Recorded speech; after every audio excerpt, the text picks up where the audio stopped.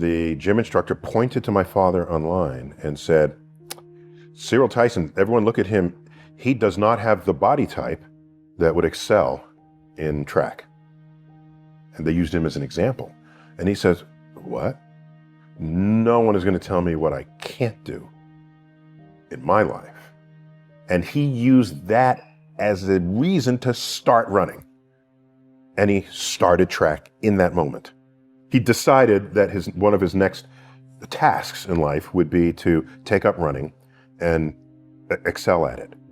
Within a few years of that, he became world class. At one time, had the 5th fastest time in the world. In 1948, the Olympics was not yet ready to come back to us because we're still roiling from the Second World War. Instead, it was still an Olympics. It was called the GI Olympics, and it was held in Hitler Stadium. So he competed alongside Jewish athletes. So there they are competing against the New York Athletic Club, and his best friend, Johnny Johnson, okay, was coming around the back stretch, might have been the quarter mile, coming on the final straightaway. And a runner from the New York Athletic Club is a few paces behind him. And Johnny Johnson overhears that runner's coach say, catch that n***er. And he overheard this. So what did he say to himself? He said, this is one he ain't gonna catch. And that extended his lead to the finish line. At the end of the day, what matters is for who and what you become in life. For me, at least, was what level of wisdom did he glean in his life and then successfully communicate to me, either by example or by just explicit statement. And that combination of those two means of delivery had some important impacts. We live in a very fractured world today. I don't know if it's the most fractured ever, but what is clear is that the internet has enabled, and social media have enabled people to tribalize. You might go your whole life without ever finding another person who thinks the earth is flat. You go online and you see them all. So you have ways to say why you are different from other people. And I don't know that that's always a healthy place to be. You can draw a line in the sand between people who transgress but do not hold power over you from those who transgress and do. So the coach who said catch that, he doesn't have power over Johnny Johnson unless you allow him to.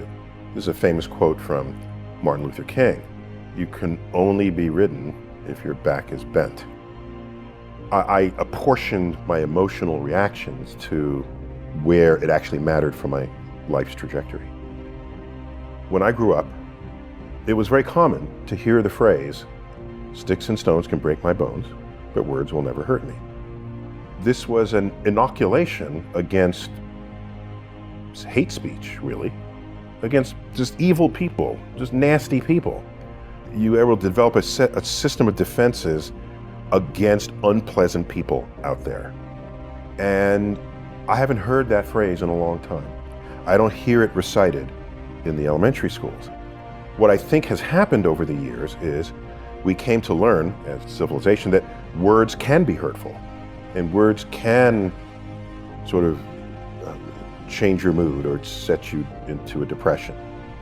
What I see on the flip side of that coin, however, is people are less able to deal with the very same people who are around today who were around back then, who are calling you names, the people who might be bullying you on the internet by saying things about you. I don't know that we have how to defend against that now other than seeing a counselor for your emotional state. I can say from the era in which I grew up, I don't give a rat's ass what you say to me, okay? Unless you are between me and some goal, then I'll have to navigate that some way.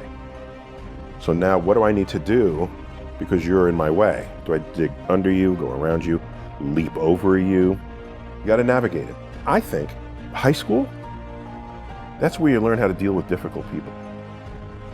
There's not a single high school movie that doesn't show the angst of the cliques that have formed and what the relationships are that they have to one another. It's this microcosm of real stuff that goes on in the real world. There are beautiful people and they will get jobs you're not going to get, okay? There are people who are nasty. You're going to have to navigate them. There are people who you cannot interact with for whatever reason or another. They're going to be in the cubicle next to you in your workplace. So I think we undervalue the total social pot that people are tossed into in their high school experience. For me, what I do for the public is almost 80+% of it is driven by duty, not by ambition, because I can do something. And if I can do it better than others, and it's for a greater good in society, I would be irresponsible if I did not. That many people look for meaning in life. And I'm thinking to myself, you have more power than that. You have the power to create meaning in your life, rather than passively look for it. So for me, I create the meaning. And meaning to me is, do I know more about the world today than I did yesterday? That enhances meaning for me. And if that accumulates and accrues daily, in a month you know way more than you did than just that day later, so that you continue to grow. No one ever told me that I had to search for meaning in life to begin with. So that was never even a part of me. My first question of me wasn't, where do I find meaning? It was, how do I create meaning? And that started early teens. School, they view you as this empty vessel that they pour information in, and you test it over here, you get a high grade, you're praised. You might even give the commencement speech. Is that who become the shakers and movers of the world? I can tell you this, if Einstein were here and we're talking with Einstein, we could talk to him for hours and hours and hours. You know what question will never come out of our mouths? Is, what college did you go to? I want to go to that same college. I bet most of your people who've sat in this chair, it's not about what college they went to. It's about their own initiative, their own drive, their own ambitions, their own curiosity. That is not taught in school, sadly. School should, as a minimum, preserve that curiosity for you. If you lost some of it, because it's not going to be in all of us, put it back in. So that when you graduate school, you can give literal meaning to the word commencement. Commencement means beginning. It doesn't mean ending. And so you leave school and you say to yourself, I now know how to learn. I now have a curiosity of all things I have yet to be exposed to. And I will now become a lifelong learner. I'm a scientist, raised Catholic, but started drifting when I was like in 3rd grade. None of it was making much sense to me. There were no decisions made in the house that referenced the Bible or God or Jesus or anything. So in that sense, decision making was secular and rationally informed. And I thank my parents for that. I valued that as someone being raised by them, because it meant if something didn't make sense, they'd, well, do it because I said so. Well, that's not a rational reply to your child. They would have the reason for it, and then we discuss the reasons. So early on, as I became more visible, I'd get letters, and people would ask about God. And I don't know much about God, so my early letters were, well, science is and religion is that, and I can't help you any further. Then I thought to myself, that's not fair to the person who wrote the question.